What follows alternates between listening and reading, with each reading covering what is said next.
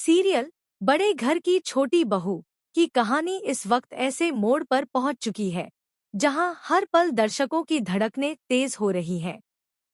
घर का माहौल कई दिनों से तनाव में डूबा था, लेकिन आखिरकार वो पल आ ही गया जब सच सबके सामने आ गया। जिस अहाना पर इतने समय से आरोप लगते आ रहे थे, वो अब सबके सामने निर्दोष साबित हो चुकी थी।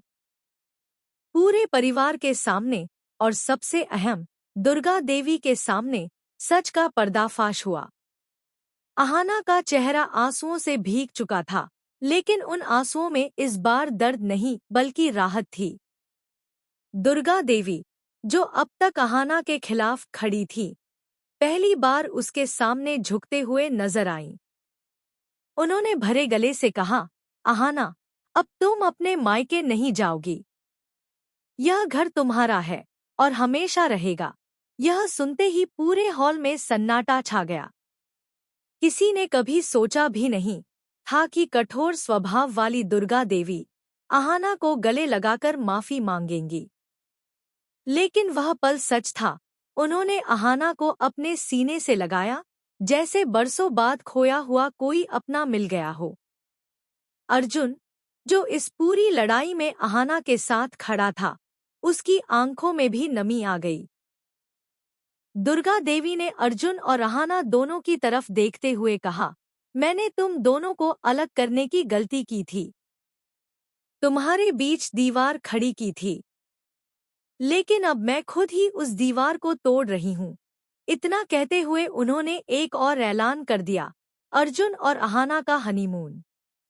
यह सुनते ही घर के बाकी लोग मुस्कुरा उठे, जैसे लंबे समय के बाद घर में खुशियों की बौछार होने वाली हो। लेकिन दोस्तों, यही तो इस कहानी का असली खेल है, क्योंकि खुशियों के ठीक बाद किस्मत ने ऐसा तूफान लाने की तैयारी कर रखी थी जिसे कोई रोक नहीं सकता था। अगली सुबह अर्जुन और अहाना अपने हनीमून के लिए रवाना हुए। दोनों की आंखों में भविष्य के खूबसूरत सपनों की चमक थी।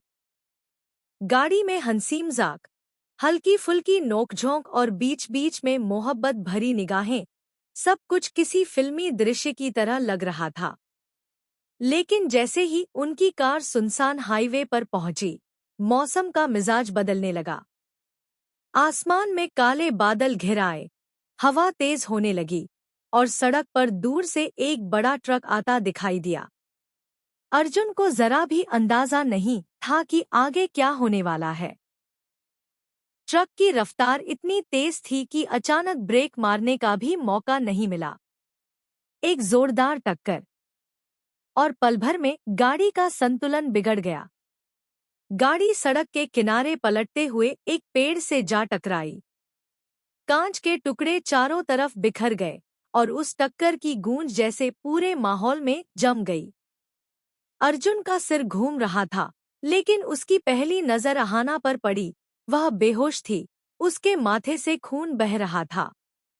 दिल दहला देने वाले उस पल में अर्जुन ने अपनी आखिरी ताकत जुटाकर अहाना को गाड़ी से बाहर निकाला और मदद के लिए चिल्लाने लगा। सड़क सुनसान थी, लेकिन आखिरकार कुछ लोग वहां पहुंचे और दोनों को पास के हॉस्पिटल ले जाया गया।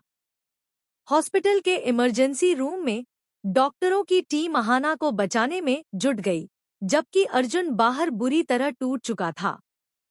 उसने तुरंत दोनों परिवारों को फोन कर सारी बात बताई। खबर सुनते ही दुर्गा देवी और बाकी घरवाले हॉस्पिटल की ओर भागे। हॉस्पिटल का माहौल बेहद भारी था। ऑपरेशन थिएटर के बाहर खड़े सभी लोग बस भगवान से एक ही दुआ मांग रहे थे, अहाना को बचा लो। अर्जुन के हाथ कांप रहे थे, आंखें लाल थीं और उसकी जुबान पर सिर्फ एक ही वाक्य था, अहाना, तुम मुझे छोड़कर नहीं जा सकती। डॉक्टर बार बार